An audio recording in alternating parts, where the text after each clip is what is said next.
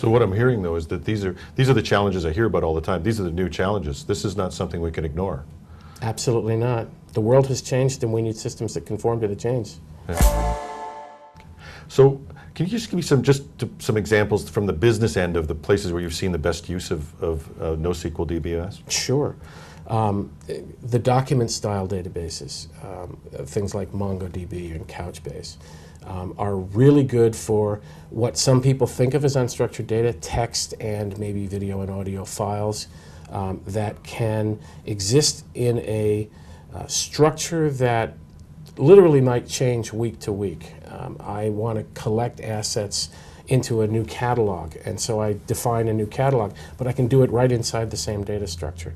Next week there's a video project that I want to begin that uses some of the same assets. I don't have to start setting up multiple different databases and moving data from one to the other so that they're more tightly coupled. Those particular kinds of databases work very well with what's called a sparse structure, where some columns may have data in them and some columns don't, and I can live with that. It's okay. And by the way, I don't waste time building structures that are going to be left empty. This is a really fundamental concept that a lot of people don't get. If I'm going to only fill 10% of the rooms, why would I build 100% of the rooms? There's a lot of cost associated with that. So these are databases that allow me to be very agile and create a new field just that fast. Ask a DBA in a large relational database architecture shop how easy it is to add 3 or 4 more columns for that project he needs to get done tomorrow. And he'll say, I can't even write the data definition by then. You know, it's complex and it takes a lot of new work. These things are designed for that. Serving video for someone like Comcast, who keeps all these files on a storage system somewhere. I want to get to that file as quickly as I can and deliver it to multiple people potentially. A very simple structure lets me do that. That's called a key value store. If I can index my way straight to that thing and then retrieve it instantly, I'm in good shape. That's an example of the use of those. And then if I'm thinking about complex networks, some people think of the 6 degrees of Kevin Bacon problem. I'd like to know your cousin's boss's direct reports. People do this on LinkedIn all the time. That kind of problem in a relational environment is usually going to be handled with what's called a recursive join. Join the table back to itself multiple times. This is complex. It's hard to write and it doesn't perform very well, but something called a graph database does this very well. It's a different way of storing networks of interconnected objects. I store the objects and the relationships among them. I can traverse those networks with lightning speed. This sort of stuff is very useful for logistics networks. It's great for genomic research. And so those are a few of the examples of places where some of these data types are being used. So what I'm hearing, though, is that these are the challenges I hear about all the time. These are the new challenges. This is not something we can ignore. Absolutely not. The world has changed and we need systems that conform to the change. Yeah. So let's talk about some of the vendors just in closing here, because I think as I was reading through some of your research, I was going through, they're the big players, the Amazons, the Oracles, and then there's a whole pile of other exciting young systems out there. Yep. What do I need to know in approaching both of those? And obviously you don't recommend one, but just what's the difference and what should I know? There's a classic model that has played out multiple times over the last few decades in our industry, which is innovation at the edge and consolidation at the center. So small, aggressive, experimental companies come up with something. It turns out to be useful. If it gets useful enough and gets enough business, somebody big buys them, or reinvents what they've done in their own way. This is a model we've seen played out many, many times.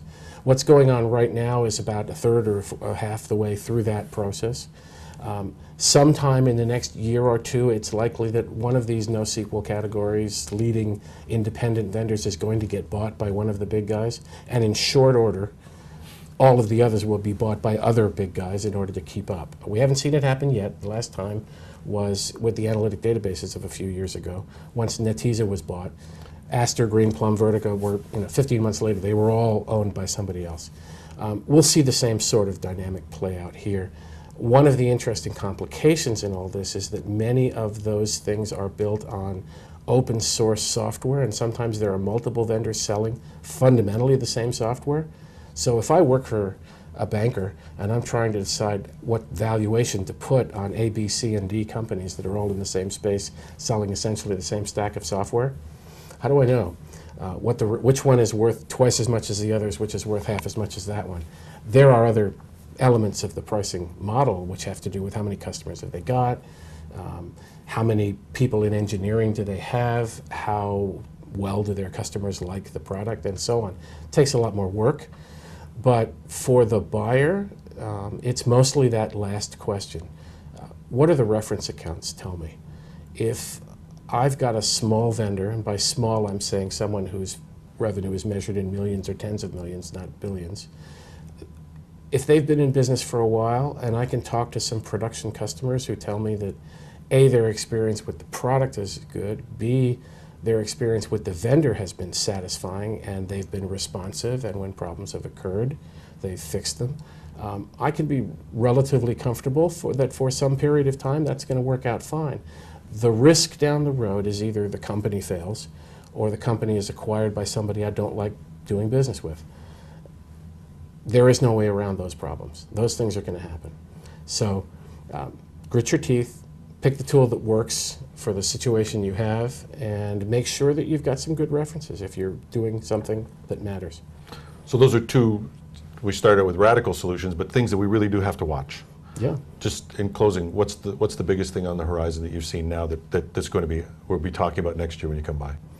Well, today, if we're talking about Hadoop, the story is increasingly about being able to use SQL with it.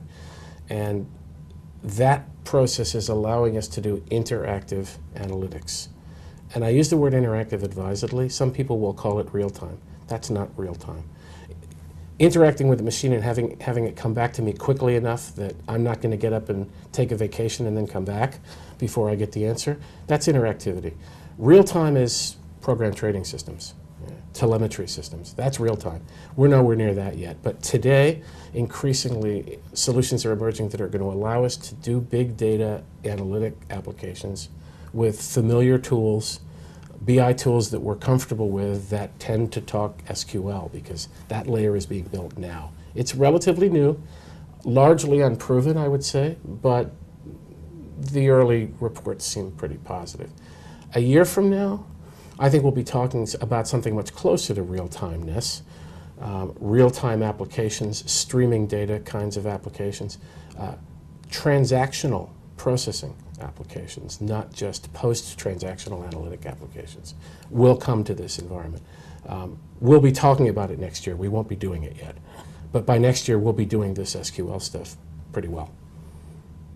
This has been our discussion with Merv Adrian, the Research VP with Gartner Group. Some fascinating discussions on DBMS, databases, and data management.